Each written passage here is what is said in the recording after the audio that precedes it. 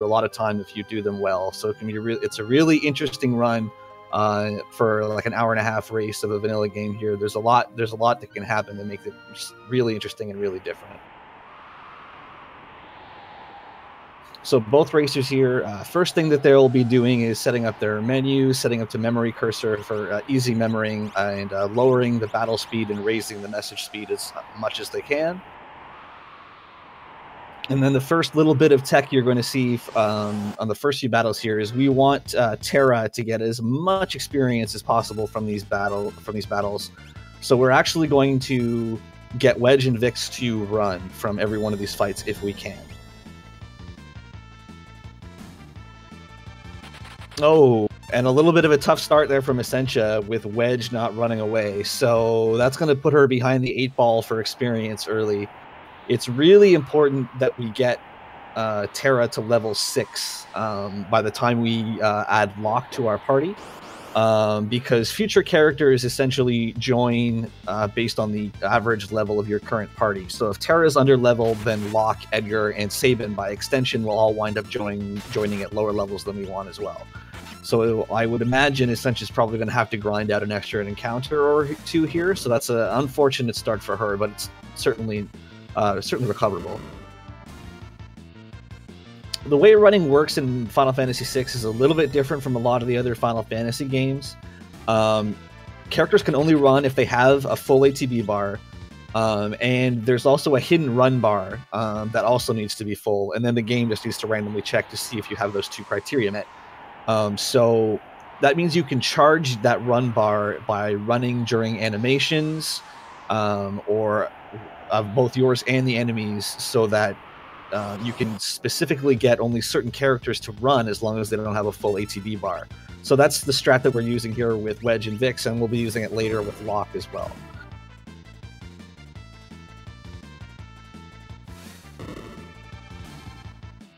So Essentia with a small active lead, but like I said, she's probably going to have to grind out an extra encounter or two. So while she's actually ahead right now, she's going to wind up giving some of that time back.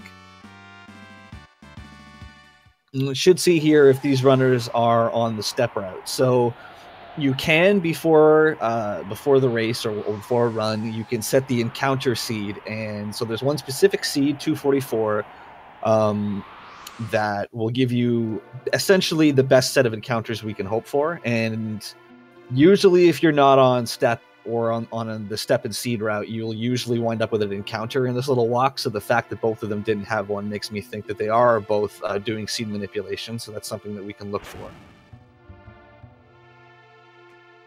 So Welk. So another, like, this run hits you with tech right away. So with Welk, there's a trick you can do here to avoid the animation and the time of Welk withdrawing his head into the shell. So essentially what you want to do is hit him right away with the tech missile. And then you're going to do what's called weight tricking, which is you're going to hold a menu open while that animation is going off. And that is going to prevent Welk's ATB from building while you're attacking. And then after the second tech missile, you're going to use a beam to strike the shell. They're essentially doing it right now. And you're going to trigger the Megavolt attack.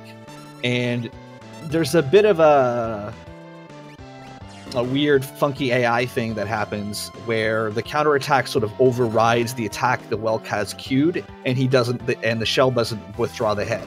And Essentia does it perfectly there, so she doesn't see the head withdraw, which unfortunately Netera is having happen here. So this is what this strat saves you. It saves you having to sit through this, and this is really dangerous.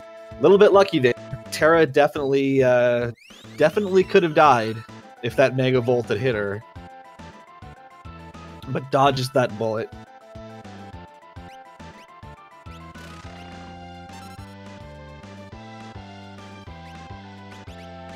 And there we go. That should be the last tech missile. Gets her through the fight.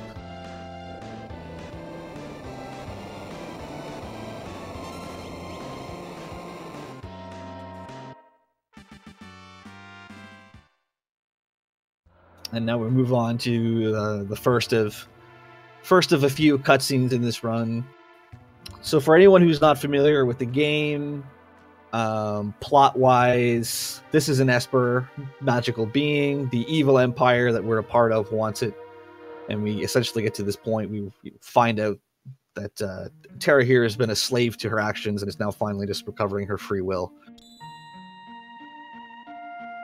So in terms of the run, for the next part here, we will be looking at getting Netera to level 6. So I'm assuming both of the racers are on the step route, which means they will need to force one extra encounter in Netera's case right before getting locked to get to level 6.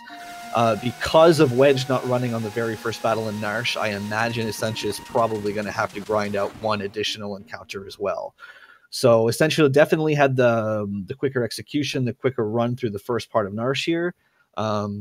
But this should wind up being fairly close heading into the Lock and Mog multi-party battle coming up here.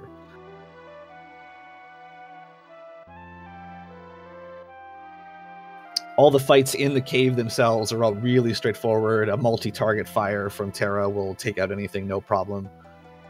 It is possible to get pincered in here, which is not good because you have to cast fire twice. And other than that, though, there's no real danger of Netera dying. You'd have to get really unlucky with critical hits and things for that to be an issue.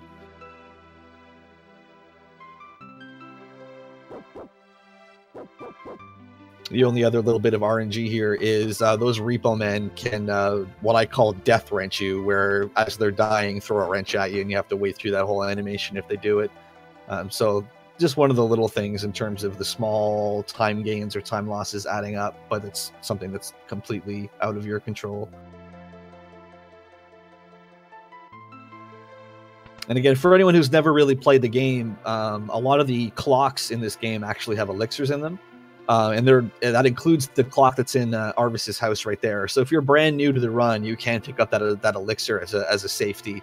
But this is actually, if you're interested in running an RPG, this is actually a really good run to pick up. It's fairly beginner friendly. You definitely don't have to go through the whole seed manipulation or step route or anything like that to get started.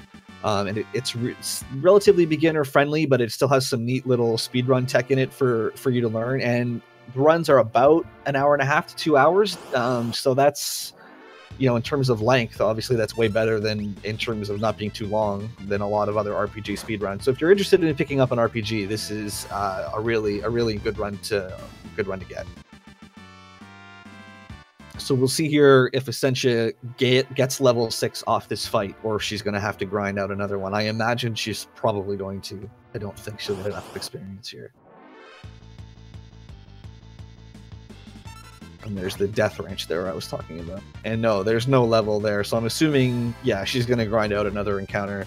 So this is going to put her off the step route for the next little while here in the game, which is not too bad in the first half of the game. The worst part will be Mount Colts, because you do have to get some experience in Mount Colts when you get there. And so not knowing what encounters you're going to get means you have to sort of play it by ear and improv a little bit and make sure that you're taking the fights you need to take, but not taking, fights that are going to give you too much experience. But Essentia is obviously an extremely seasoned RPG speedrunner. I'm sure she'll optimize it to the best that she can, depending on what she does wind up getting. See, even with the extra encounter, slight lead for Essentia here. Very small. Maybe about 10 to 15 seconds.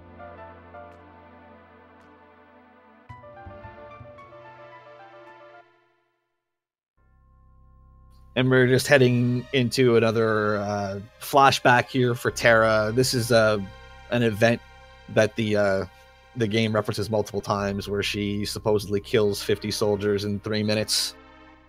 I guess, that's about, 12 and a half soldiers represented by one there or so, give or take. A little more than that, actually. I apparently can't do math in my head.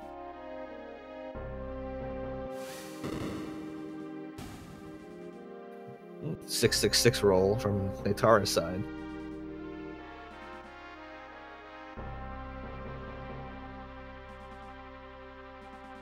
Everyone can take a look at Celis on the right here, because this is the one and only time you will see her in this run, if believe it or not, if you haven't seen it.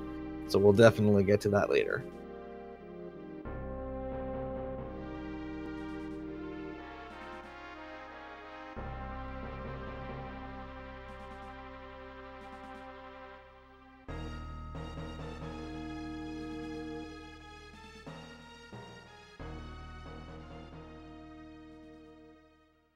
So here we go, looking at Locke here. So one thing that both runners did do with Terra as well is shorten their names down to one character. Like a lot of RPGs, letters are written sort of over time, for pixel by pixel, frame by frame kind of thing. So if you lower them down to one letter, then the game will spend a few less frames every time their name comes up, printing it out in the text boxes. So you save a little bit of time essentially for free. And we'll do it with every character except Shadow, because Shadow's name actually only appears twice more after you get the opportunity to name him, so it's actually not worth the time it takes to delete the letters. But all the other characters, we will be doing that in this room.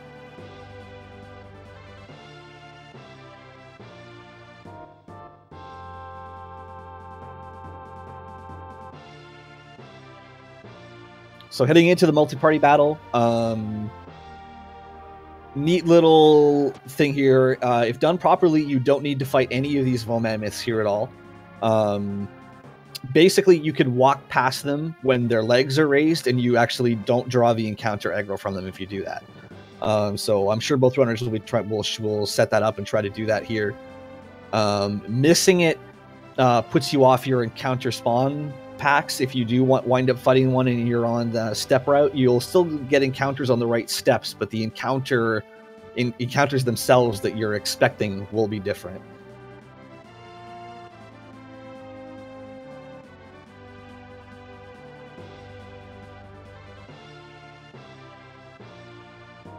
So here we go. Just gonna wait for this last Vomammoth to go here, and then she'll move over, and there you go. Perfect. And now we're heading into the martial fight. And the one thing we don't want here is net. Net is awful, especially if it hits Mog. Net is a stop attack. And one important thing we want to do during this fight is de-equip Mog's Mithril Pike, because we really want it for Edgar later. Nice crit from Mog there. So yeah, definitely going to take the Pike off right away, just to make sure we don't kill the Marshal. Full strength attack from Mog probably would have killed the Marshal there. All right, nicely done. Both runners also opting to take Mog's Mithril Shield as well. That's optional, an optional safety. It can really help with Sabin later. Some runners will choose to put it on Terra upcoming here, but I think most runners that I've seen, if they take the Mithril Shield, they opt to give it to Sabin for some extra safety during Sabin's scenario.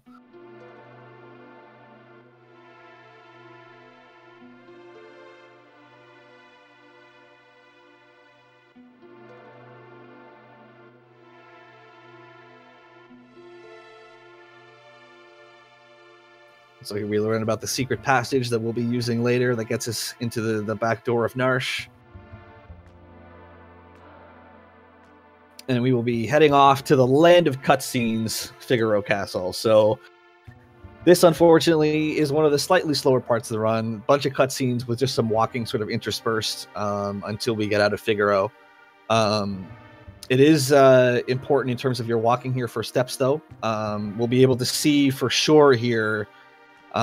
We know Essentia, because of having to grind out that extra encounter, is off step at this point. So yeah, so that's not normally a place on step where you would wind up with an encounter. If you're off step, you hopefully will get your encounters on the grass. The desert encounters are a lot harder to run from. And the scorpions, the Aranids, actually do have a stop spell as well, and that's awful and a huge time loss if you get nailed with that. So you really want to get your encounters on the grass, and it looks like Essentia has gotten 2 of them, but they are both on the grass, so she should be fine to get to Figaro from here.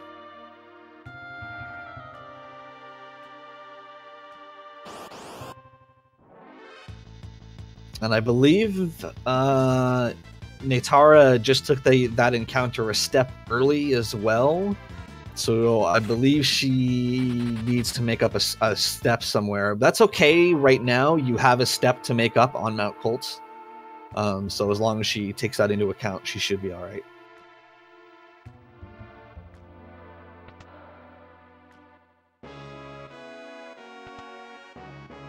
So we move over here to our player, Edgar. Big ladies, man. Edgar is going to be the backbone of our damage for the next little while here. Both because of auto crossbow and because of a couple other things that we'll be doing later.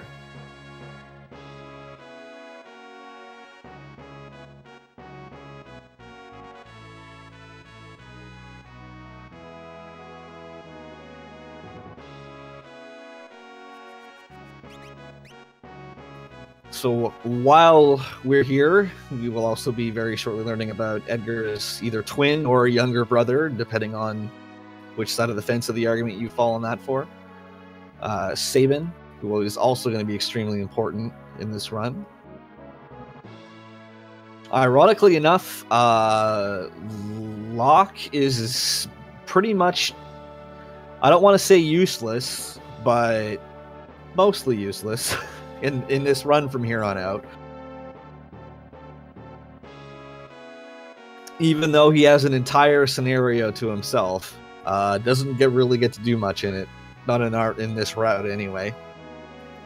Terra is still important until we get through the Elite River.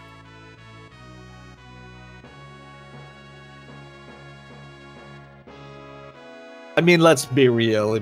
Pretty much, right? I mean, Locke pretty much useless. Thieves in the Final Fantasy series typically, not that great. Typically.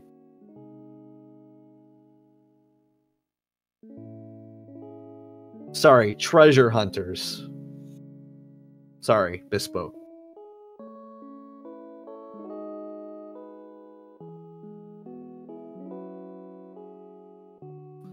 And in this game, as in all other games, every Chancellor in every RPG is evil, just to varying degrees. The Chancellor in Chrono Trigger tries to kill you. The Chancellor in Figaro likes to stand in your way. Essentia got slowed down, I think, for a frame or two there, but not too bad. Chancellor being nice. Let's see how nice the Chancellor for Netera is.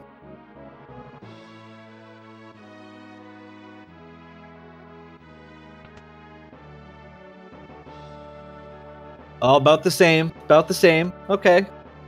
Equal Chancellor RNG.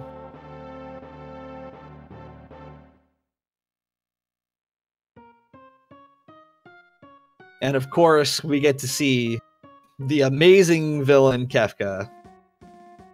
The main goal for our race here today. Let's see if we get the staring contest here. Ooh, not on Essentia's end. So one thing that's actually really nice about FF6 is that you can hold A, and you'll essentially automatically perform actions as soon as you can. So doing things like talking to NPCs and opening chests. If you're holding A, you'll do it at the frame that you're available to do it on, which is really nice. It saves the mashing. So you can do stuff like on this particular little scene here. You have to talk to both of those soldiers. If you do it right. Well, if you do it as quickly as possible, you can actually get the two soldiers to continue facing inwards and have a staring contest with each other while you're talking to Kefka.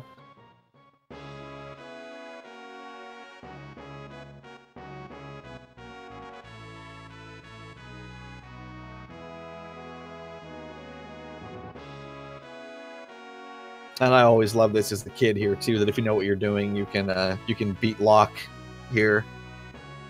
And you should be able to beat him to your room, too, if it wasn't for that stupid pillar.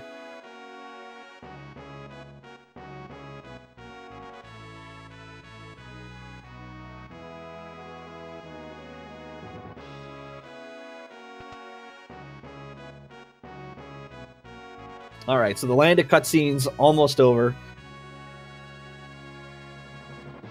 Kefka is going to do underhanded Kefka things and set Figaro Castle on fire in the middle of the night. I mean, I presume it's supposed to be in the middle of the night because Edgar is woken up out of bed. Maybe Edgar was just partying extra hard the night before and he was sleeping in. I don't know, but...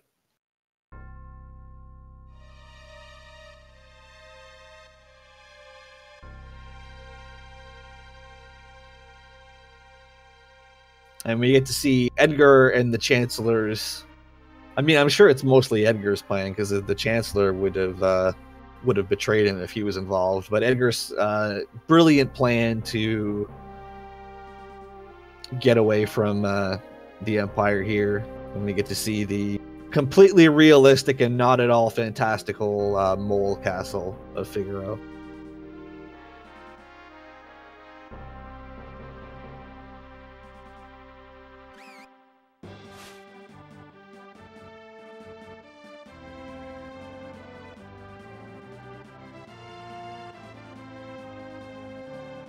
All right, so coming out of here, we will have a short boss encounter with a couple of Magitech armor.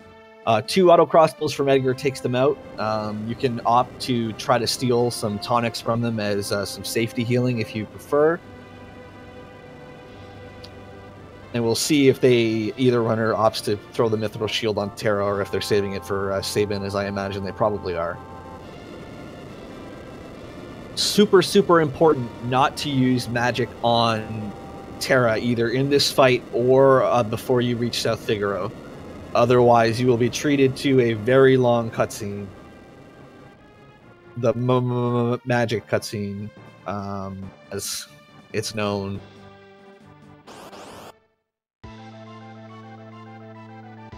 You really don't want that. I mean, you should never need to use magic here, even if Terra gets 2 tech lasers to the face and goes down. It doesn't really matter because you're not getting any experience from this particular fight, and you get to revive at the healing spring anyway.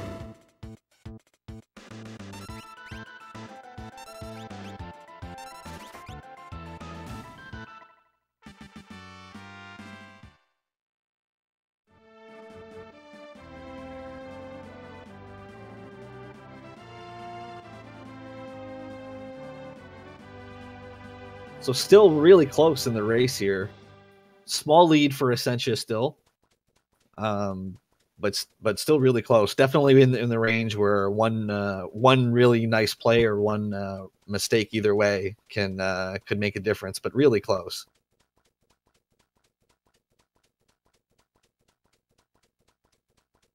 So heading into the cave to South Figaro, pretty straightforward. We will be basically taking all the encounters in here, mostly for gold. We want the experience as well, but mostly we're taking the encounters for gold here. We're going to be doing a little bit of shopping in South Figaro. We want to make sure we have the money to do that. Auto crossbow from Edgar should take care of everything in here. If you get unlucky on the damage rolls, sometimes the Bleeries in here, the little eye monsters, will survive an auto crossbow shot, but they'll have like single-digit HP, so Locke or Terra can take them down.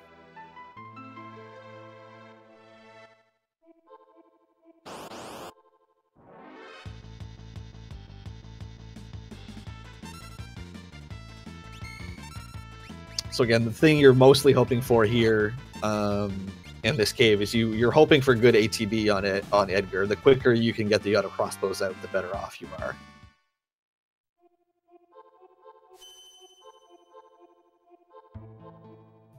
And so it does look like officially like both runners are off the step route now. So this will be curious. This will really make Mount Colts interesting, and whoever handles Mount Colts better can really wind up gaining a significant amount of time on their opponent.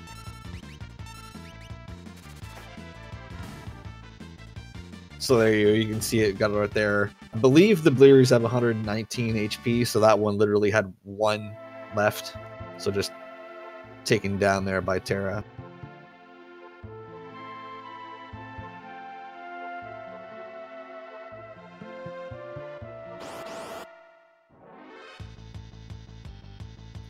So on the overworld as well, there's a bunch of tiles that actually don't build any threat, so you can walk over them without increasing your odds of another encounter. There are lots of maps out there to show it, but there's no way to tell, I don't think, from just looking.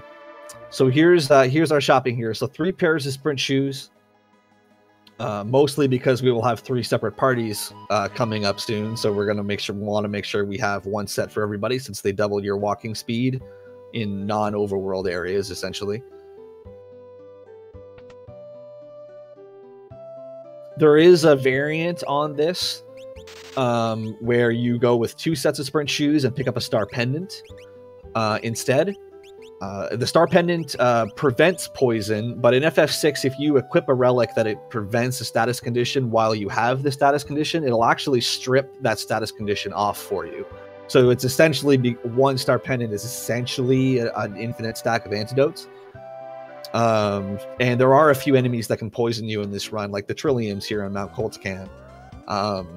So that can be a nice little safety. It means more menuing, but if you do get unlucky enough to get poisoned often, then that can be a really nice save in terms of having to Terra's MP in Mount Colts, or getting Locke poisoned multiple times in his scenario is awful.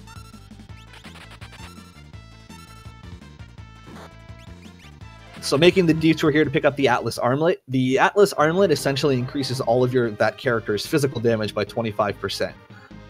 So that works for Edgar's auto crossbow.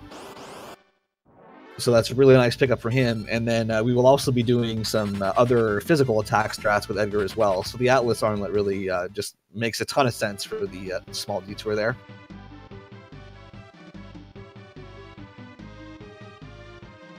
So we will pretty much the runners, I imagine, will be running from most of the fights inside Mount Colts. Now, of course, just as I say that, Essentia takes this one because it was a side attack. But Brawlers give pretty terrible experience, and the Tuskers here will take you 2 rounds to kill in most cases. Oh, and a Pincer for Essentia. This is dangerous, actually, for exactly that reason. Terra getting hit in the back is awful, and it looks like you're gonna try and just kill the 1 Tusker and run away, not opting to cure Terra. This is definitely quicker, but definitely more dangerous if that other Tusker gets another turn, which it doesn't. All right.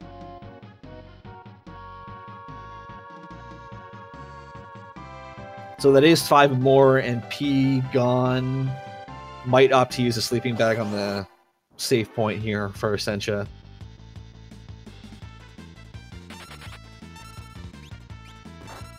Running away from the 2 Tusker battles is a little dicey when you're off step route, because you don't know if you're going to wind up with any of the really big encounter packs on the mountain itself. But it is a long time to kill them, so I can definitely understand it. So this is the big preemptive too. Very nice. So that bad RNG with the Tusker Pincer turning into some good RNG here. And as I was talking about back in Narshe, there's the run manipulation there again to get Locke to run from this fight. We do essentially want 1 level on Locke and Edgar and 2 levels on Terra to get Sabin at level 11 where we want him. But Locke needs a lot less experience than the other 2, so getting Locke to run away from one of those big fights really saves the amount of time that you have to grind here. So Locke shouldn't need to run from anything else now on Essentia's end. And if Netera can get Locke to run from this fight, then she should be good for that as well. Basically, we'll be looking for these 2 Trillium fights to get the rest of the experience that we need. They should die to an auto crossbow. Again, if you get a low damage roll, you might have to finish them off with a fight from Locke or Terra.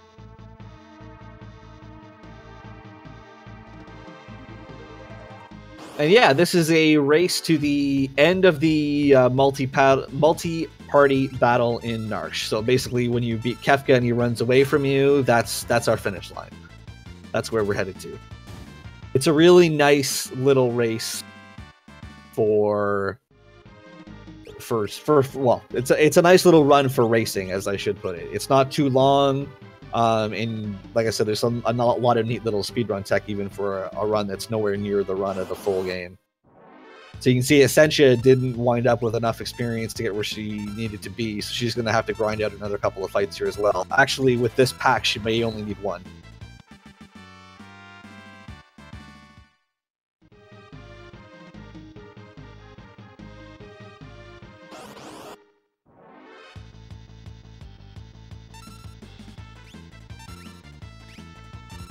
All three members of the party getting a level there, so that should be good.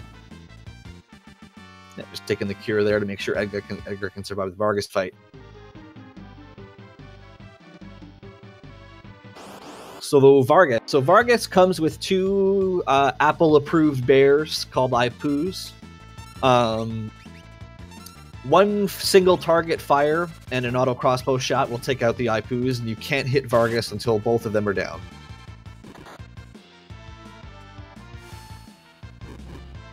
The other thing that she's going to be doing here is moving Locke to the front row and equipping him with Edgar's weapon so that he does a little more damage, just to try and push Vargas into his second phase as quickly as possible.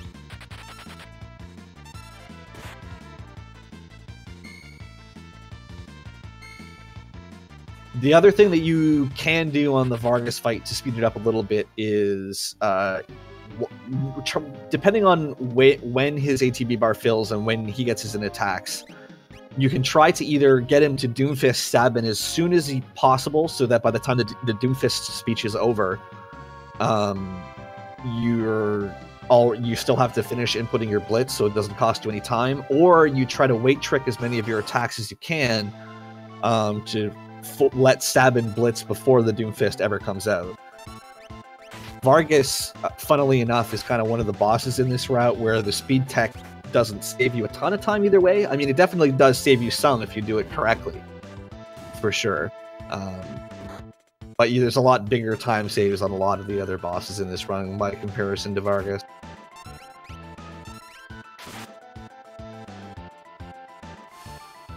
So you can see Essentia got the Doomfist out of Vargas right away, which means that she lost minimal time there waiting for it. Unfortunately, though, she dropped the pummel, so she's going to have to wait another ATB run here from Sabin.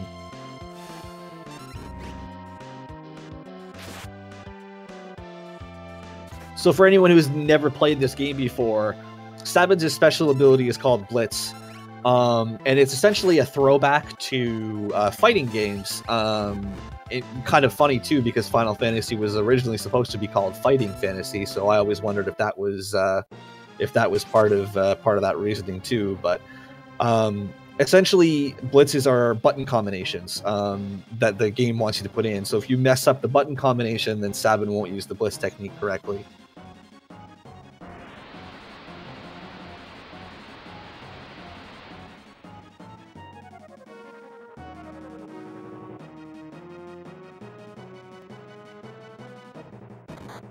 And Netera also got the Doomfist out basically right away, so very minimal time lost there. And she does get the pummel on the first try as well, so she will pick up a little bit of time on the Vargas fight overall, I think. Essentia still has a small lead here, though.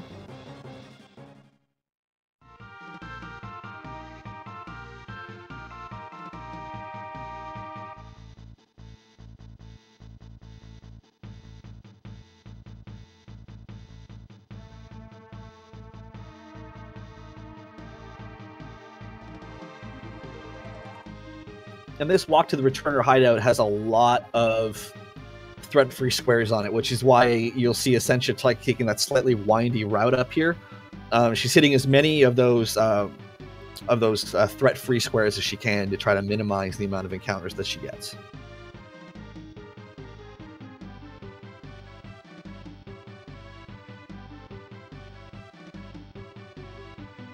And into the Returner base. Now, no safety save here. It is possible to soft lock the game in here. There's an NPC, that little NPC there on the right. If he actually gets in between the NPC leading you to Bannon and Edgar on the stairs, you can soft lock the game, because the NPC will be stuck on the stairs and Edgar won't be able to get past them and you won't have control of the character. It can happen. Essentially, if you're frame perfect or pretty much frame perfect coming into there, if you hold A to talk to that returner as soon as possible and you mash A to get through the text as quickly as possible, that no matter where he is, that returner should never have enough time to get in your way. But if you don't do that, it's definitely possible that it can happen.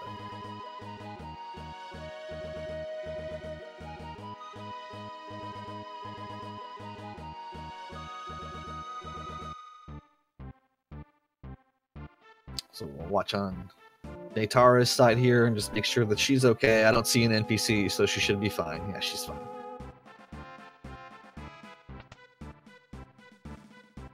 So we're going to pick up a few of the chests in here. The Phoenix Downs and the True Knight and the Antidote. All of them are going to have potential uses, with the possible exception of the Antidote. The Antidote is a safety in case Locke gets poisoned in his scenario. But we will definitely be making use of the Phoenix Downs and the True Knight for sure. Oh, and the Air Lancet, which I will also definitely be using in Sabin's scenario. So coming up here, something that probably not very many people knew as kids. Most people at this part probably just said, yes, I will become the last ray of hope, which, I mean, heavy when you think about it, really. But if you say no to Bannon 3 times here, you'll actually get a different cutscene that is significantly shorter than the other one. And instead of the gauntlet, you will actually get the Genji glove as a relic. Which is way better. The Genji glove allows you to attack twice with a weapon in each hand. We assume the way the Genji glove and the gauntlet were intended to work was that equipping the gauntlet would essentially double your attack power with the weapon in one hand at the cost of a shield, whereas we assume the Genji glove was supposed to reduce the damage that you have from the swords in each hand. However, if that was the intention, they were not programmed that way. So the gauntlet essentially does nothing except for the small static defense bonus that it gives you. And the Genji glove allows you to equip 2 weapons at full damage. So it's essentially a 2 times DPS upgrade over a single attack. So that's really, really super useful. And we will be giving the Genji glove to Edgar. And he will be dual wielding weapons and will be a large source of our single target damage for the parts of the run where we have him from here on out.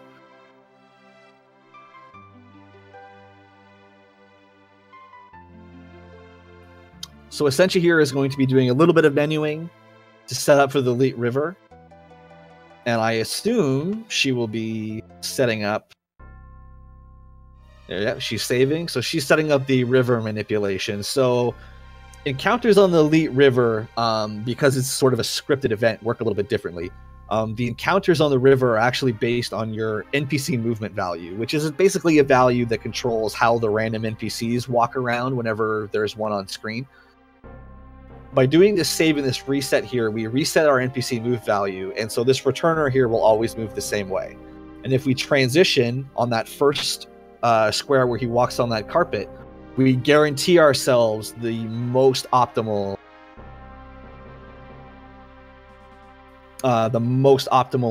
encounters here, which is 2.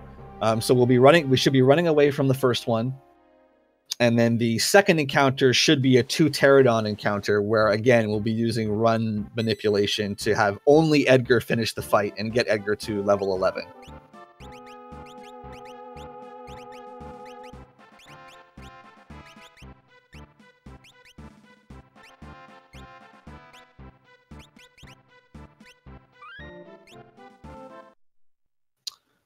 So again, story-wise here, we've gone through Mount Colt, we've recruited Sabin, we've gone to the Returners, which is, the Resistance, the Rebellion. If you ever play this game, watch for Star Wars parallels. This game actually has a lot of parallels with the Star Wars story, if you look for them, which is like, you wouldn't think Final Fantasy and Star Wars, but they really do. And so we're taking Bannon back to Narshe to see this Esper, is essentially what we're doing. The Elite River leads back to Narshe.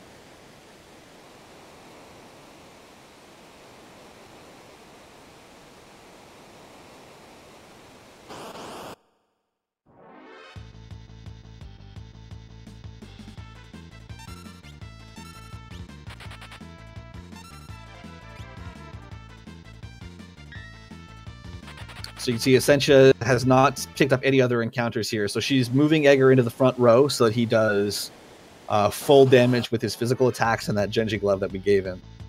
And Ultros here, we're going to be doing another attempt at another quick kill that very similar to actually what we did on the very first fight of the game against the Welk. We're going to try and time Terra's fire because Ultros has a scripted counterattack that he does when he gets hit by fire. So we're going to try to do that right when Ultros already has an action queued so that he only gets one regular attack and that one counter off, and that's it. I'm going to start with Edgar here. Input this blitz.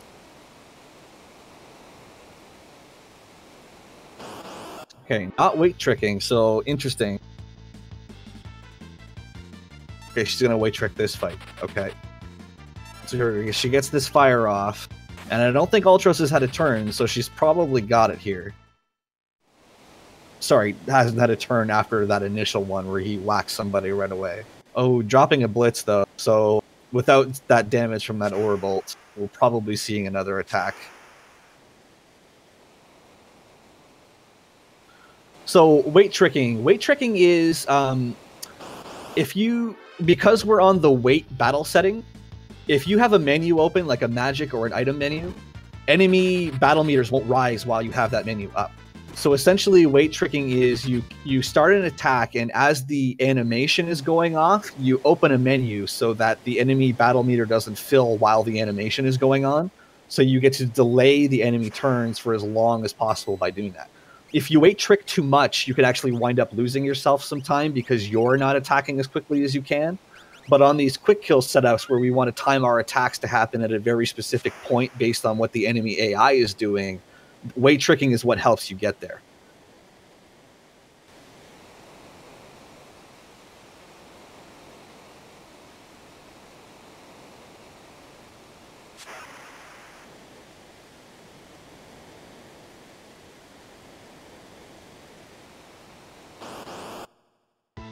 So even with the extra attack from Ultros there, Essentia gets through that no problem. This fight is a little bit scary because of Bannon. If you haven't played this game, if Bannon dies, it's an automatic game over. So if Ultros gets to his third turn, he can use his tentacle attack on the entire party. And if he does that, there's a very good chance that Bannon dies. So that's, as well as going fast, that's a really good reason to not let Ultros get his third turn.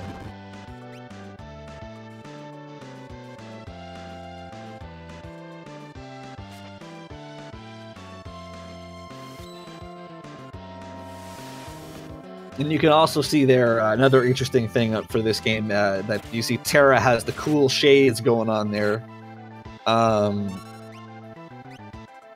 Dark status actually doesn't work in this game. With one minor exception, it doesn't do anything. Because unfortunately the programmers tied physical evade to magic block by accident. So your physical evade goes up when you increase your magic block instead of increasing your evade. And the way they programmed Dark to work was that it gives bonus evade to whatever you're hitting. So since physical evade doesn't work, Dark doesn't work.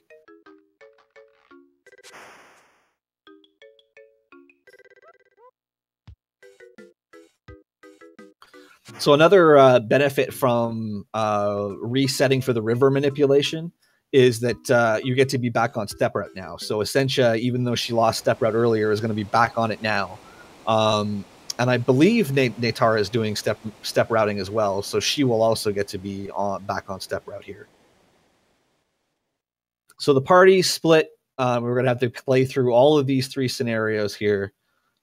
We start with Sabin's for a reason I'll explain at the end of Sabin's scenario, for the most part. We're in a land called Doma, and there's an Imperial base there because Doma has been affiliated with the Returners, so the Empire is attacking it, as you can see on Essentia's side.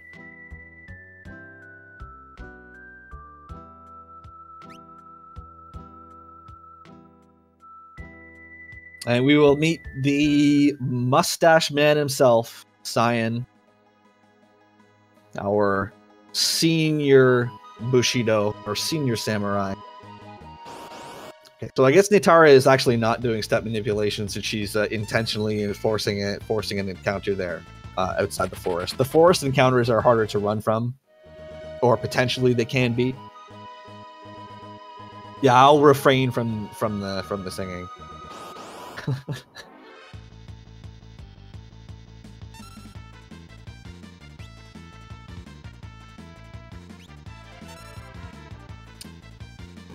So we set the battle speed back to 1 for this particular fight, because the quickest way to take this general out is actually to use Cyan's retort ability.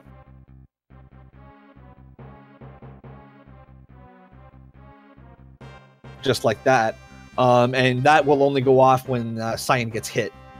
So upping the battle speed lets the general hit Cyan quicker and thus get through the fight quicker. We will be turning it back down before we get into our next major encounter. So there's a little bit of equipment management here.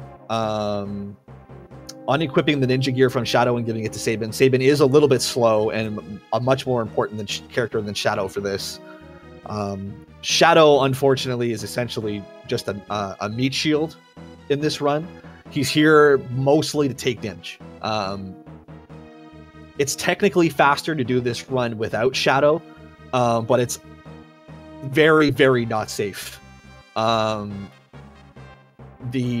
Templar soldier battle coming up here in particular is really rough for Sabin on his own at this lower level. So taking Shadow is really not much slower, but it is way safer. So in a race environment, this just makes all the sense in the world to do this.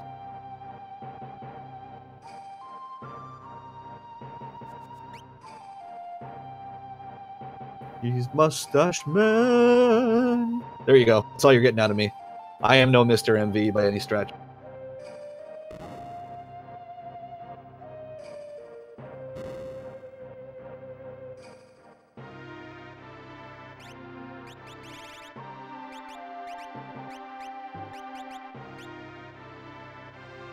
All right, so a couple of quick little fights with Kefka. Are we going to get a Kefka Plex? Come on, Essentia, do it. No, boo. Boo, I say.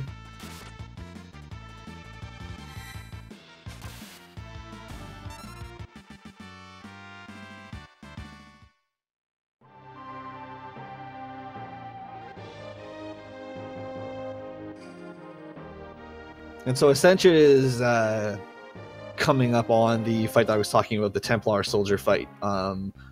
It's dangerous for Sabin on his own because not only do the enemies hit relatively hard, but a lot of times they will counter when you hit them. And so with only 259 health, that damage just adds up super quickly.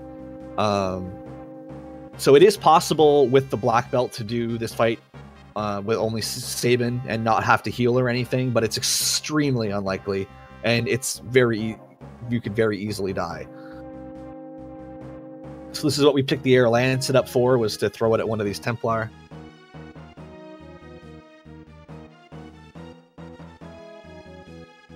All right, nice fight there from Essentia. You can also get lucky there and have Shadow counter attack with his dog Interceptor to speed it up a little bit. And she actually did have a couple of chances at it, but I missed the rolls.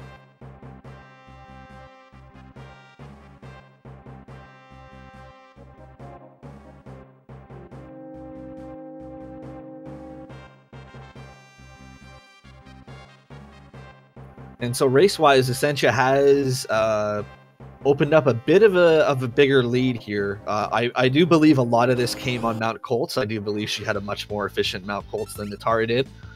And so she's translated that into extending her lead here for sure.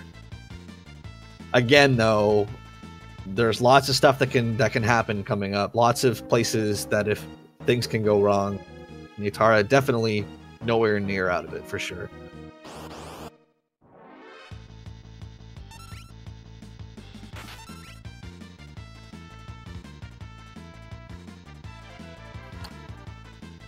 This scene here, one of the ones that that struck me as a kid. One of the reasons why I love this game as a kid. You just didn't see too many RPGs that were willing to do something as drastic as like kill off the main character's wife and child and make you try to make you feel about it quite like this. Obviously that's way more, you know, games are so much more sophisticated now that that sort of stuff happens all the time, but character development in this game back when it was released was definitely one of the things that that drew me to it for sure.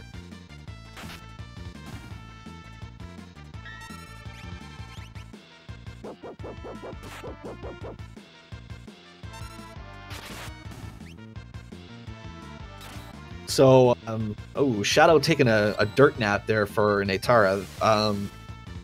Can make the battles leaving the Imperial base a little bit rough, potentially, depending on what the enemies decide to hit you with.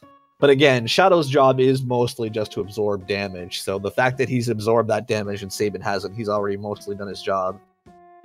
And you get to see Kefka pouring the totally delicious and completely not dangerous purple Kool-Aid. It just so happens that all of Doma is allergic to purple Kool-Aid. It's too bad.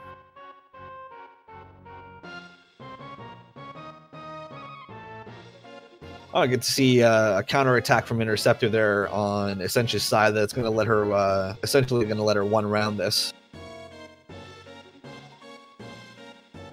Yeah, shit. Doma just didn't have any Sunny D, so they had to drink the purple stuff.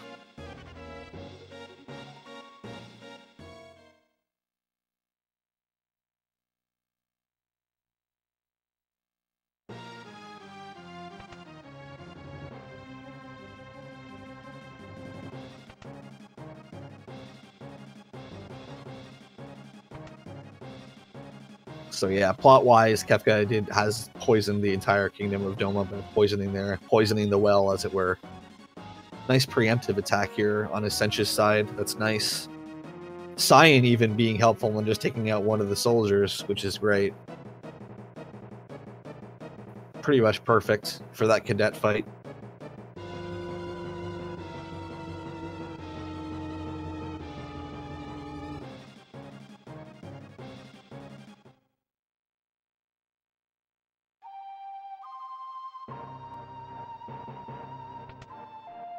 And we'll get to see some jokes. It's something that the game sort of pokes fun at throughout its entirety, which is Cyan not being any good with technology here.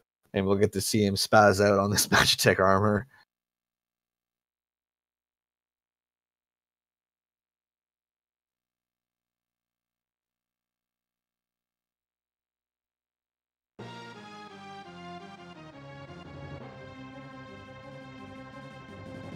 So not much to these fights leaving here for Essentia. Basically just going to fire beam everything, I would think. But and she is. It is an opportunity, though, because the animations on these beams are a little bit long. It is a good time for some inventory management. So moving some stuff down. Okay, so Netera is opting to actually use the Phoenix Down on Shadow. We do want 2 Phoenix Downs for this run, so she will have to pick another one up from somewhere. You can pick them up on the Phantom Train, so I'm imagining that's probably what her plan is.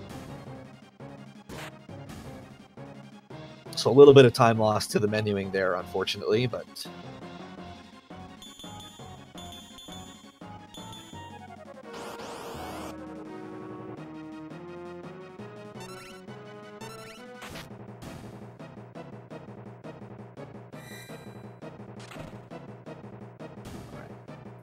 Really nice Imperial base from Essentia there. A little bit of good RNG and some good play. Got through there pretty quickly.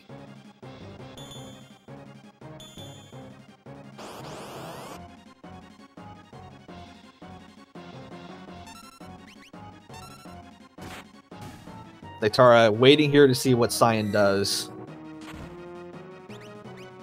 Unfortunately, Cyan not rolling high enough to take that cadet out, so this was going to be an extra attack regardless. And Essentia heading into the Phantom Train, excuse me, the Phantom Forest first. this can be a little bit scary. The ghosts in here can hit really hard, and you can get pincered by them as well, which is terrifying if it happens. So she's good so far. She should get one, if she's still on step route, she should get one more encounter on the way out. And so hopefully we won't see any pincers. The triple ghost pincer is truly terrifying. And of course, commentator's curse, there it is. So the optimal way out of this is to potion the single ghost and run. The reason why this is so terrifying is because there's all these fire spells, and they also know a single target firewall spell that hits super hard, and they can also stop you. So that's about as painless as it can go, honestly. So well played and good fortune there for Essentia to get out of that relatively unscathed. The first run I ever did where I got that pincer, like all three of those ghosts just like firewalled me to death. I think I got Shadow out alive only with barely any HP. If you're not at full health, you can almost definitely wipe it. Oh, and Netera giving us the Rainbow Beam, Fire, Ice, and Bolt. Just living for the memes. I love it.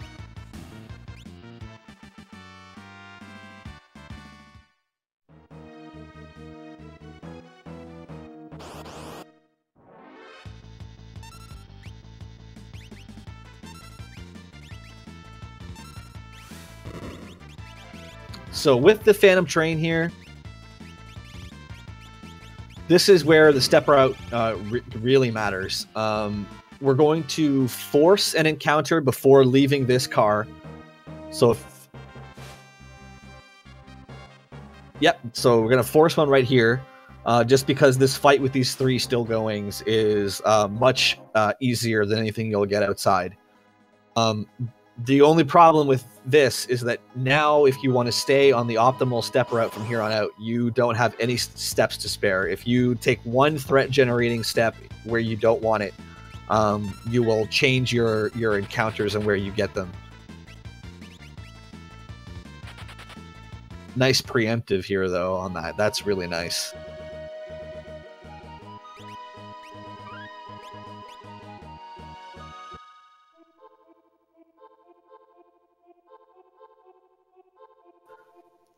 So lore-wise, for anyone who missed it during all the tech smashing, it turns out this train is actually the train that ferries the dead to the other side. Not particularly interested in going there just yet. We got to find a way to stop the train.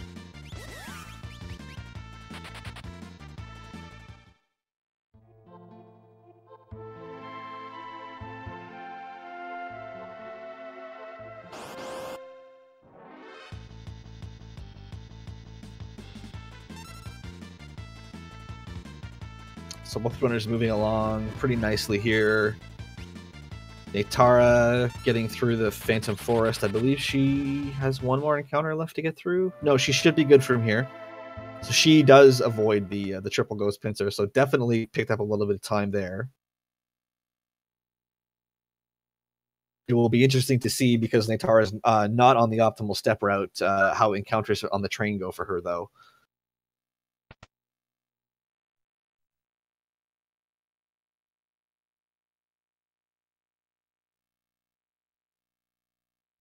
Essentia living a little dangerously right now. And she's, I believe, going to be off step route with that step to the south there. So she will have some less than optimal encounters here coming up. She should be all right for the train itself. It will be outside and on the Veldt is where things will start to get wonky.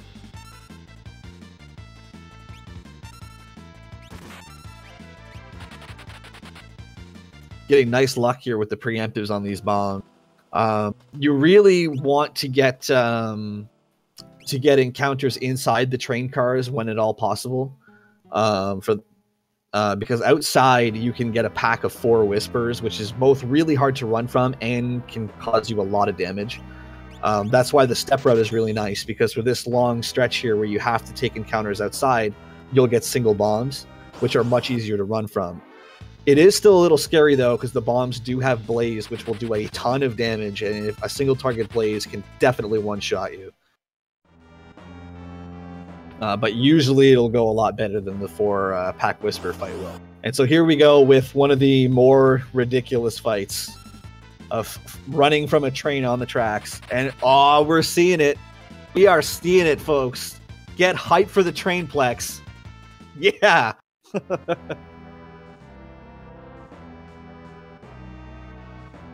So there it is. Our Beast Boy Sabin just hoisting that train hundreds of feet in the air and slamming it down on its stack, I guess. And then since the train actually qualifies as undead, we just take it out by using a Phoenix Down on it.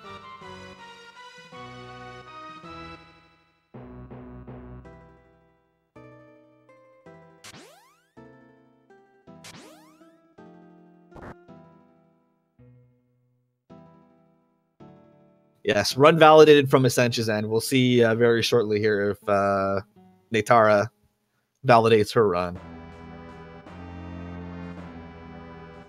So kind of an interesting thing here with this little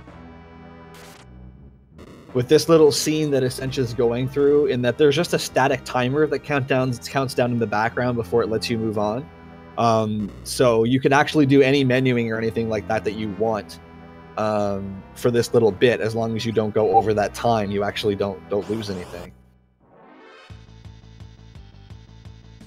And we'll get to see Cyan's wife and child boarding the train.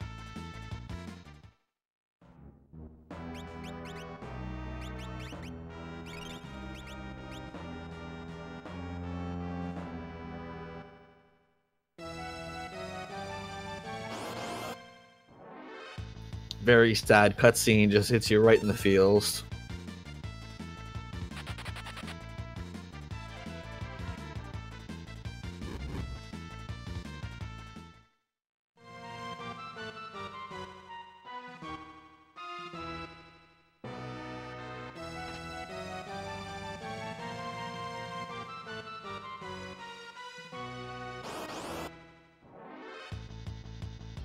Alright, so Sabin going down for Netera is a little rough.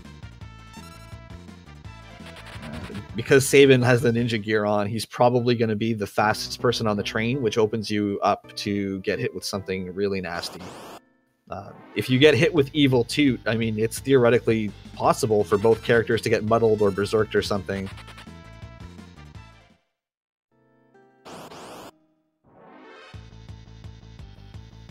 Okay, so Essentia must still be okay in terms of steps, because she didn't get an encounter there, so that's nice. And yeah, unfortunately, we won't be seeing a suplex, because as manly as Sabin is, he is incapable of suplexing when he's dead.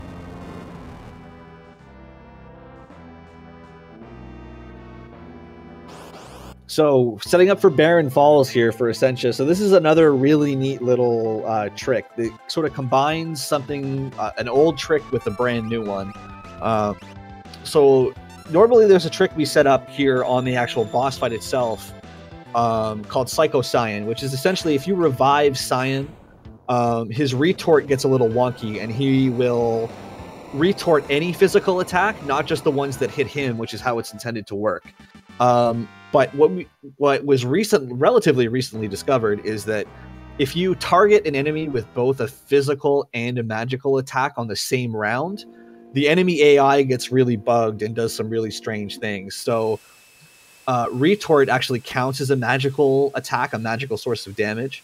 So what we do is we set up the Psycho Cyan by reviving Cyan and using retort, and then by using suplex on the Piranha, because suplex has the quickest animation with the miss. Cyan will retort, the enemy AI will get bugged, and it actually won't call the boss. And we're done. And we never see Riza pass at all. So not only is that a really nice time save, but it's really nice for safety as well. Because if Rizopos gets his second turn, he can use Aqua Rake or El Nino. And at this low level, really good chance they'll just straight out one-shot both your characters. So not having to look at them at all is really nice. And it was very well done by Essentia there. Very well set up quick, good execution on it.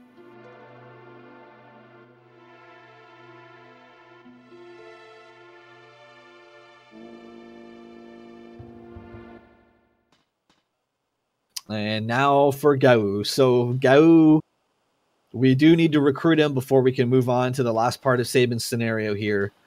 Gau will randomly show up on any fight where you, most normal encounters on the Veldt. As long as both characters are alive, Gau has a 5 of 8 chance to show up. So hopefully Gau will not troll too badly, and we won't have to force a whole bunch of extra encounters for him to show his face.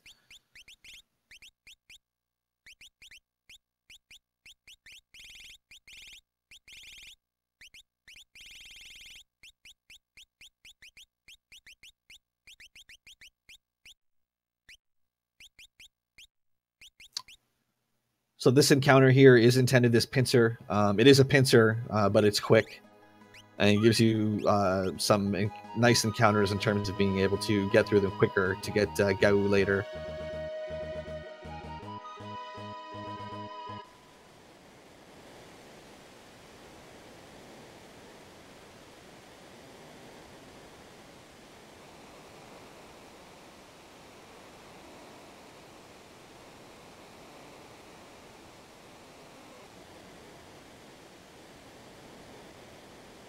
So picking up the dried meat is the story item that will actually allow us to recruit him.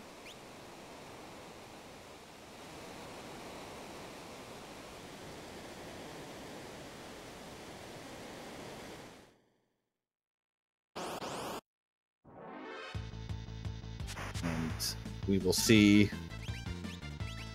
hopefully see the Riesla Pass skip from Netera's end. I have always pronounced it Gau because I always assumed it was supposed to rhyme with that cry that he makes. That's like where he goes ooh ah ooh or whatever it is. I always assumed it was supposed to rhyme with that. That's why I always said Gau. But I mean, hey, fictional names are fictional names, so pronounce it however you like.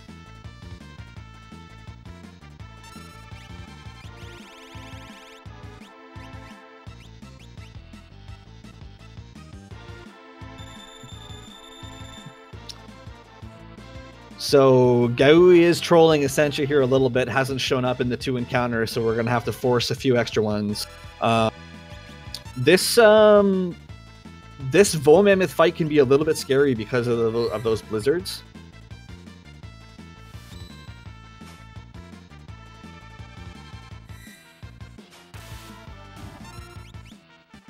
But she's going to get through it all right.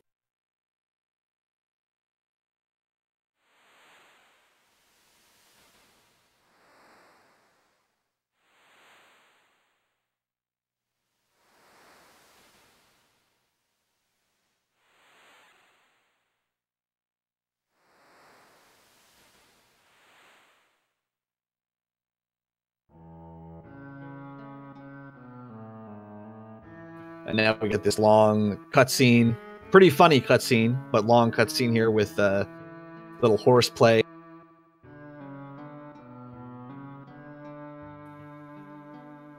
Between Gau and Sabin, and then we'll get the tutorial on how the rage and leap mechanic works from Kappa.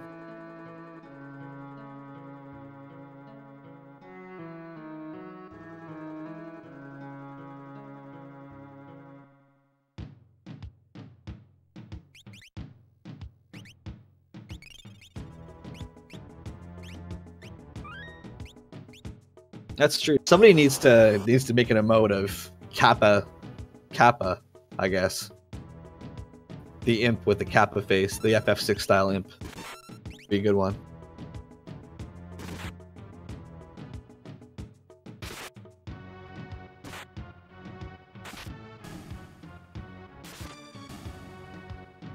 Yeah, Kappa's showing up. He's gonna be here momentarily.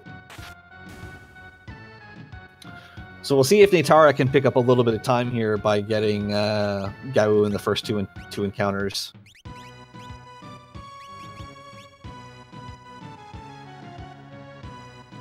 There he is.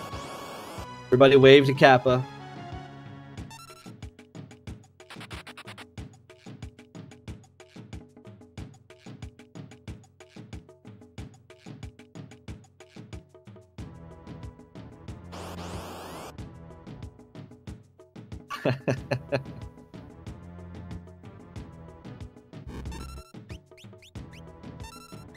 Oh, well, so Netera avoids the Ghost Pincer in Phantom Forest, but gets it here. And opting not to use a potion. This is dangerous. Oh, the pause!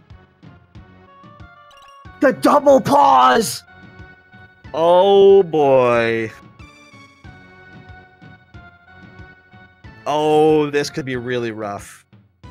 Depending on what they choose to do.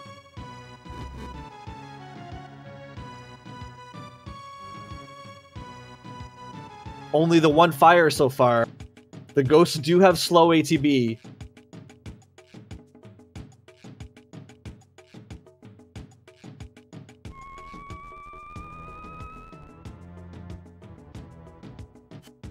Oh, one wears off. Run, Saban, run! Run! Oh, man.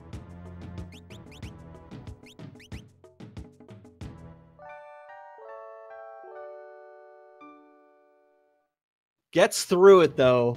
Saban with the clutch run. So at least the run is not dead. Yeah, using the tent strats to get back up. Probably gonna need to buy... Oh, still hadn't actually made it in for the dried meat yet, okay. So close to a wipe, though.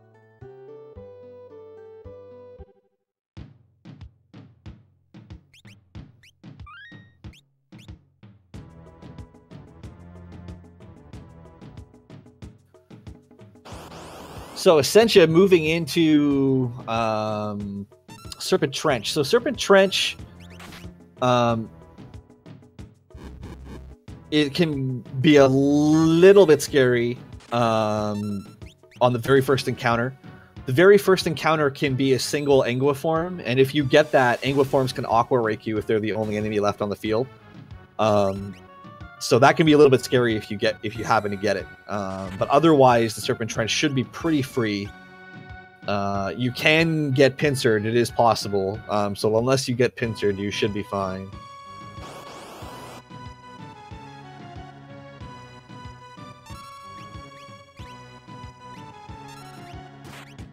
And the other thing that's really unfortunate about that death for Netera is that she's going to get some really strange encounters on the belt here, trying to get Gau. And dropping that Bliss isn't going to help. Cyan is really getting pummeled here. No pun intended.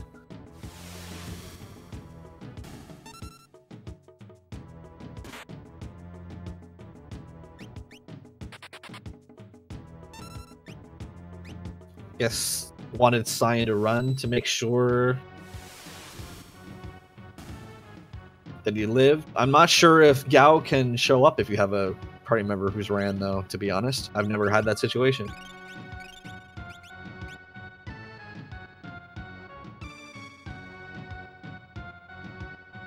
Well, Essentia getting through to the town of Nikia.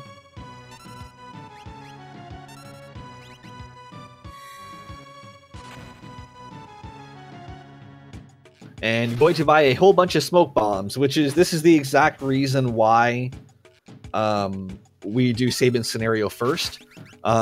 Solely so that we can get those smoke bombs there at the end to make running away from fights for the other characters easier.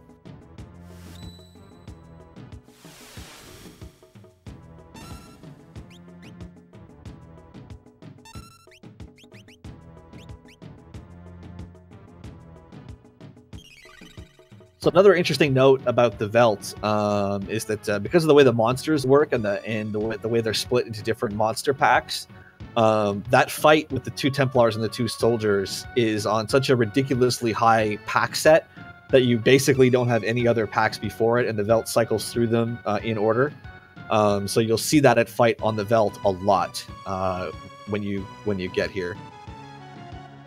So essentially starting Locke's scenario. So we're going to do a neat little trick here with Locke where we're going to clip outside of the town here. So I'm going to set up, open the menu. Oh, she got it. Very nicely done. Alrighty. So there it is. Open the menu, and then the game, while the menu is transitioning back in, will allow you to walk through moving NPCs. So we can clip through that guard and just get out of South Figaro without ever doing anything. And that's it. I don't see any problem with that. Definitely not going to be anybody locked up in a basement who's going to suffer the consequences of this. It's totally fine. You can't do this, or you could, but you don't do this in the full game run because Celis is actually integral to that run. But we don't need her for the Kefka at Narshe, so we're just going to leave her in the basement. So these encounters in the South Figaro cave. So that's the one thing that can suck, is getting Locke poisoned. So that's exactly what the safety antidote in the Returner's hideout was for. So hopefully we don't get poisoned again. The other bad thing that can happen is Locke can get pincered by this encounter, Gold Bear and Primordite, and if you don't move Locke into the 2nd or 4th position, he will face away from the Gold Bear, and if the Gold Bear gouges Locke in the back, it's probably a one-shot. Unless he's at full health, maybe he just lives through it, but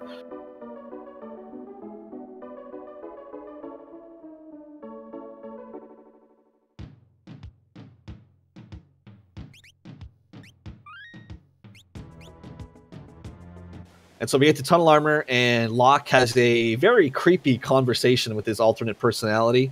And then we'll use the Thunder Rod here to completely wipe out Tunnel Armor in one shot. So much like in Final Fantasy V, magical rods allow us to cast a level 2 version of their elemental spell, but the rod unfortunately breaks. And that spell also completely ignores magic defense. So it completely wipes Tunnel Armor right out.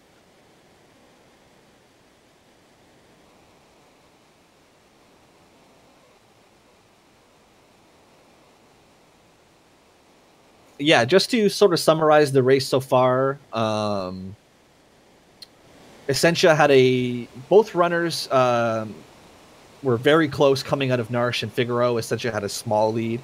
Both runners were off step route for various reasons.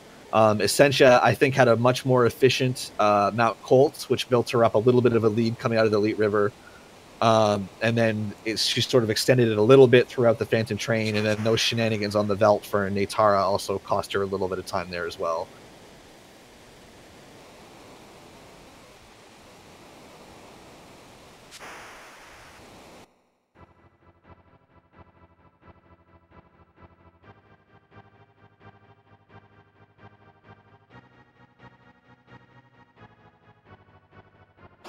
So we'll see what happens with Netera. So she doesn't get the single Angua form either, which is great.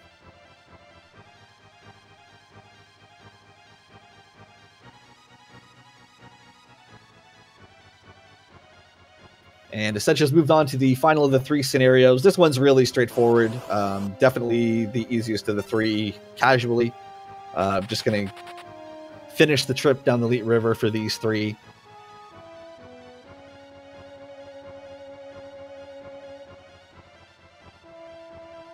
And get them into Narshe's back door. It can be a little bit scary because Bannon is still a lose condition. If he dies, it is an automatic game over. Oh, and another really unfortunate pincer attack here for Netera. That's awful.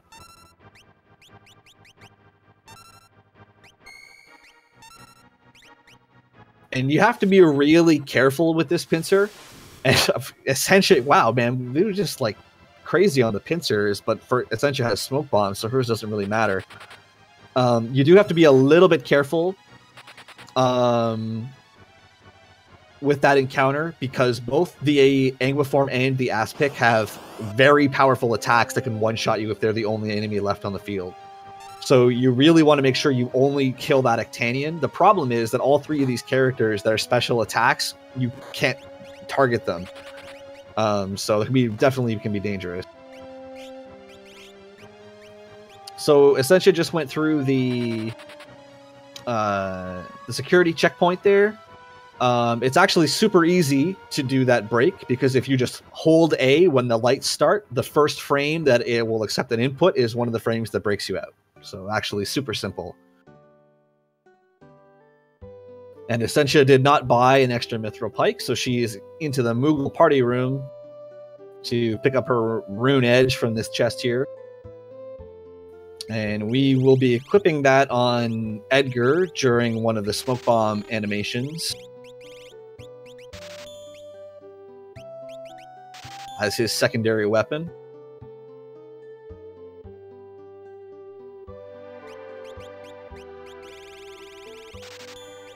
And because of the having to buy the extra tent and the extra Phoenix Downs and things, Netera had to just do a little bit of selling there to get the money for her smoke bombs.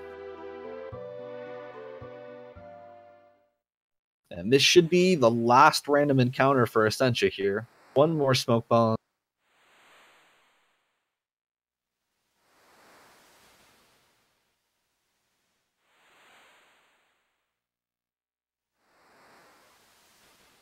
And then she is into Arvis's house. So she is on the home stretch.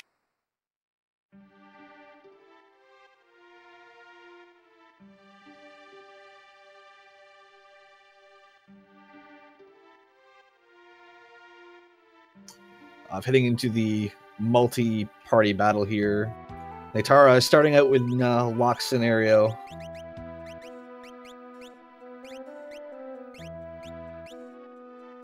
She's going to be setting up her clip here. I think she's got it. Yep, very nicely done, and we're out.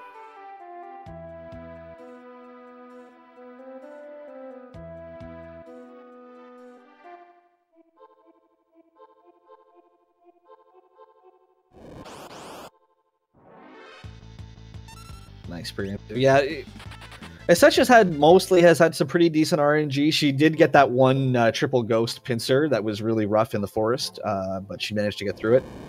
But other than that, she has had some decent RNG for sure.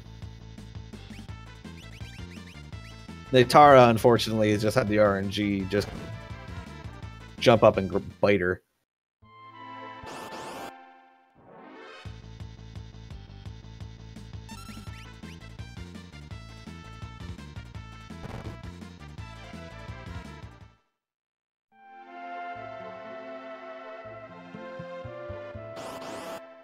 Yes, that's true too. Oh, okay.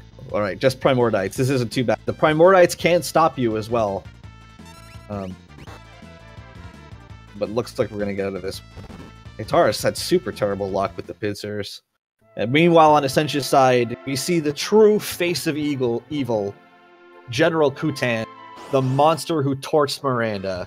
Look at those scheming eyes. This pure evil, the face of evil. But in all seriousness, Kutan is here because of the skip out of Figaro and that clip. Because we never went through the whole sequence with Celeste. Game knows that we shouldn't have her, but it doesn't really know what to do with her slot necessarily in the game. So it fills it with the last character that filled her slot in the memory, which is Kutan, who is one of the random Moogles in the first multi-party battle that we fought.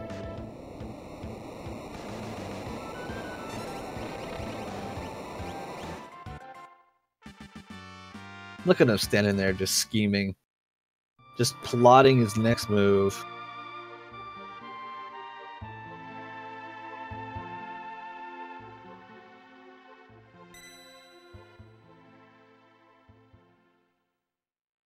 And if you were to continue with the game, you would actually keep Kutan for the rest of the run. You would never get Celeste, which is why in the full game run you don't do this, because you really want Celeste. She's essentially what gets you through the first half to 3/4 of the World of Ruin.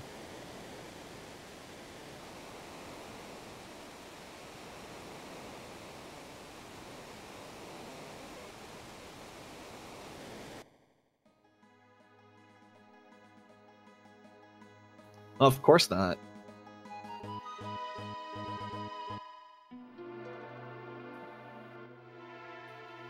All right, so Essentia heading into the final battle here.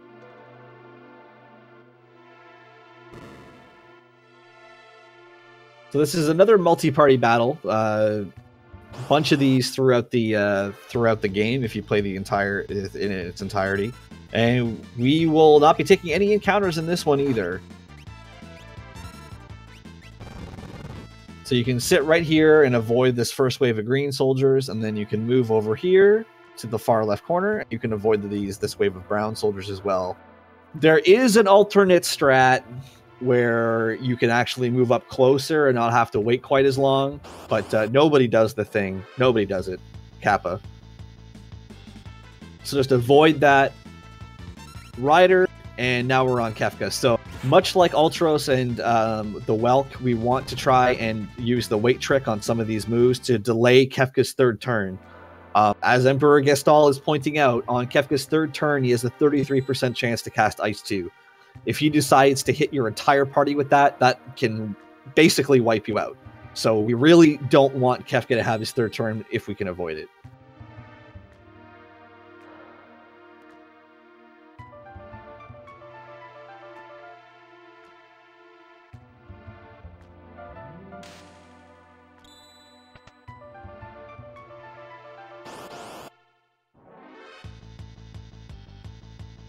So nice weight tricking here, getting some nice scissors attacks from Gao. All right, very nicely done. No problem for Essentia. And so Essentia finishes the race, and she takes it with an official SRL time of 1 hour, 27 minutes, and 21 seconds. GG's to Essentia.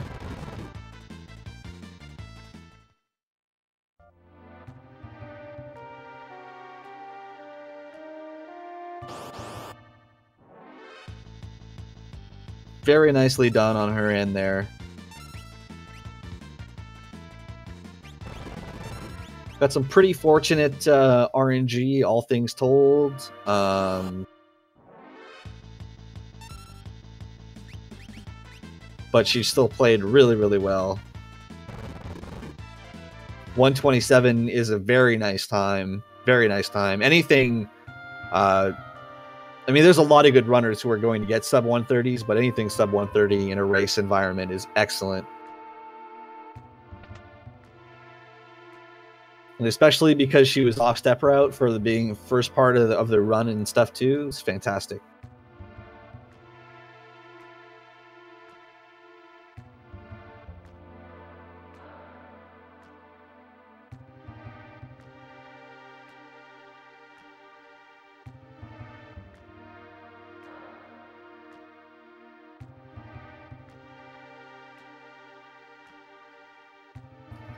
So Netera is just finishing up, heading out into her multi-party battle as well.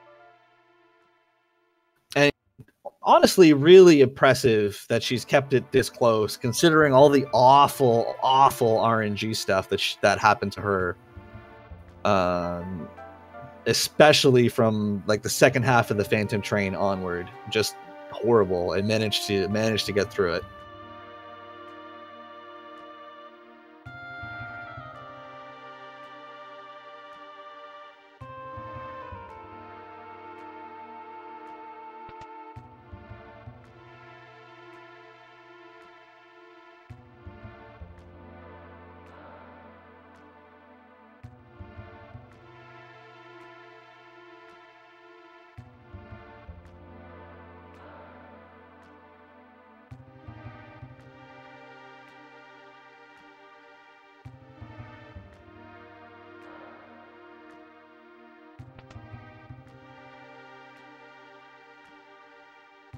So that rider running around like crazy on Essentia's stream there. If ever you try to skip the rider on your own,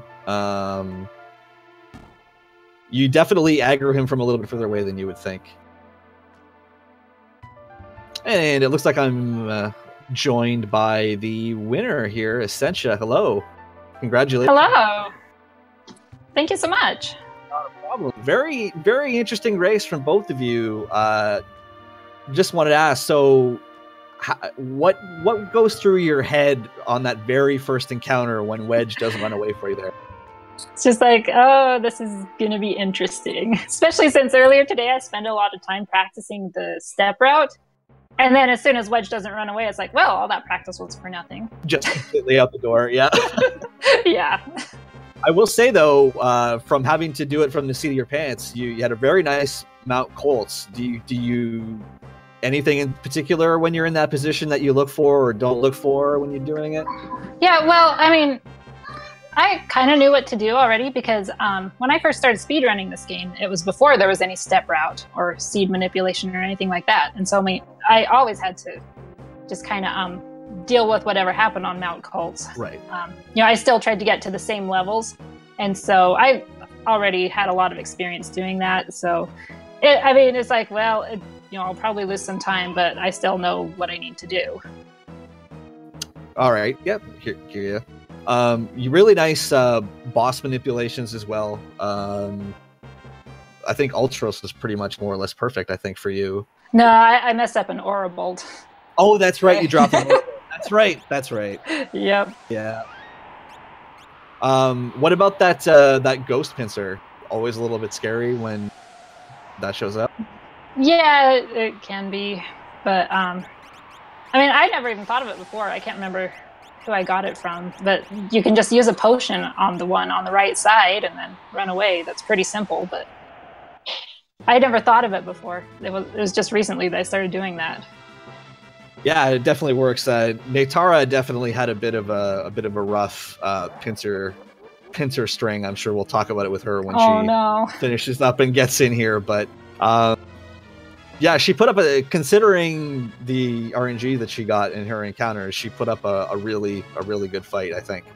Oh, that's good. Yeah, that's so random with how many pincers and back attacks and stuff you get. You just never know what's going to happen. Anything else about the run that stood out to you? Good, that was either good or bad, or pretty standard, other than the Wedge shenanigan? See, there's that. Oh, I missed Pummel on Vargas. Right, yep. Really great. I kept saying, I just can't blitz today. Yeah, well, and thankfully we got to see a Trainplex from you because Netera Sabin was not standing to be able to do that for her train fight. So, oh no, really? Yeah. So. Well, in my last race, Sabin got confused and ended up suplexing Cyan. So. Oh yeah, I didn't get to do it in my last race. Well, it's still a suplex. Come on. Yeah, I just wish he would have suplexed himself instead right? of Cyan. That's true. The greatest. That's true. That is really good. So Netera's just finishing up here. She's doing her. She's on Kefka right now. Mm. It looks like she's on track to avoid that potential Ice 2. I just saw her got done. So yeah, she should be finishing up. Yeah, fantastic. Also looks like she's getting decent luck with Gau and the Iron Needles here as well. Oh, she got that too. Hello. Hi. Oh my god. GG, Essentia. Oh, thanks. Well, it was a fun race. It was kind of crazy. Sounds like it was pretty crazy for you too. It was a literal dumpster fire on my side. Oh no. So it could have been worse, but somehow I lost my step route to the point the river manip didn't work. And I to this point don't even know why. I'm going to have to go through the VOD or have someone tell me what I messed up, because I was just looking at it going, why didn't that work? I know I was off step route, but I was on the right seed. Yeah, it was... Yeah, so Netera, just to go over here, so the pincer attacks, just absolutely everywhere. Yep. They just wanted hugs everywhere. So many hugs. And so that triple ghost on the Veld.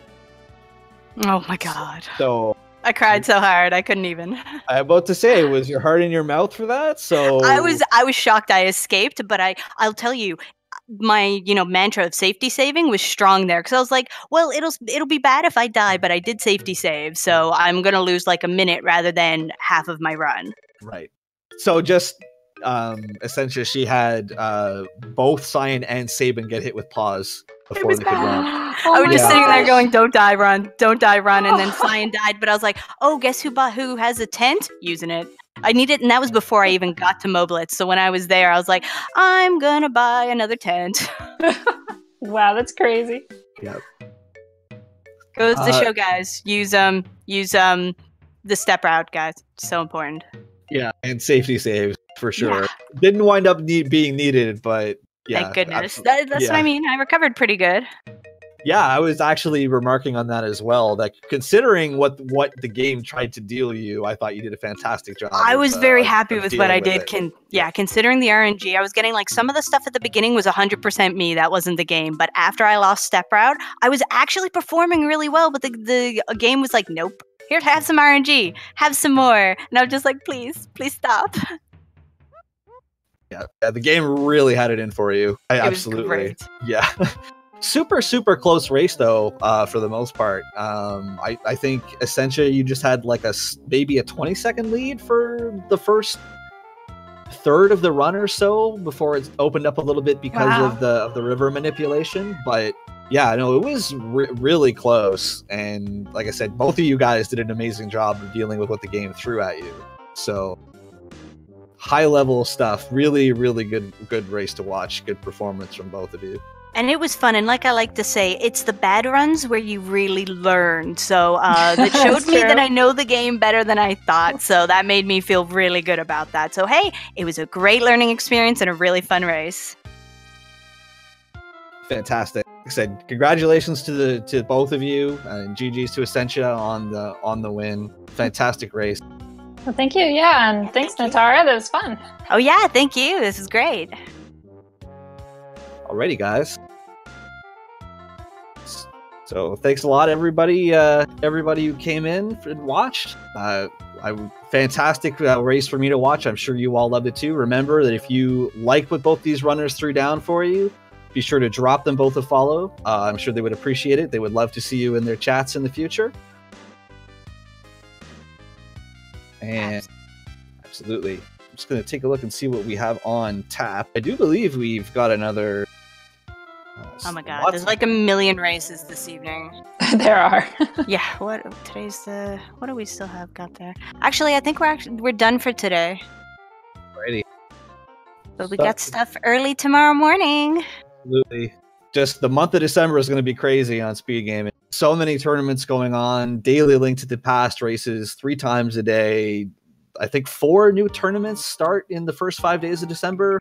I love it. Yeah, just all sorts of fantastic stuff. All the speed gaming that you can possibly want. I will note that there are 3 races tomorrow morning before noon Eastern time. 6 a.m. there's the LCC versus El Megas. Guys, if there is any race you can catch, and if you can at least either, manage to be up that early, check that out. That's going to be a time. It looks like Kekuman Shoyu and Sox Fan 3310 have a race at 10 o'clock. Don't know where that one's going to be. The El Megas race is going to be on Neerm's Restream channel, NEERRM, and then I'm restreaming a race at 11 at it's Magius versus Sonny Wrath 11. So just to get you started, but there's races literally all day. Alrighty. Speaking of which, I believe that there are Super Mario 64 races going on a couple of the other speed gaming channels, so I'm sure we'll be hosting up one of those, so be able to be sure to go over there and continue getting your speed gaming fix. One more thank you to our runners, and thanks to Fiesel for the restream, and Netera is doing a lot of restreaming, as she mentioned, for the Kefka Narshe tournament as well. Such a thankless job. Really appreciate that. Yeah, and thank you for commentating. Anytime. It was an absolute joy. Great race to watch. Alrighty, so I think with that, we will sign out here. So I'm Zyrax, so thank everybody for watching, and we'll see you all at the next race. Ciao. For sure. Thanks. Bye.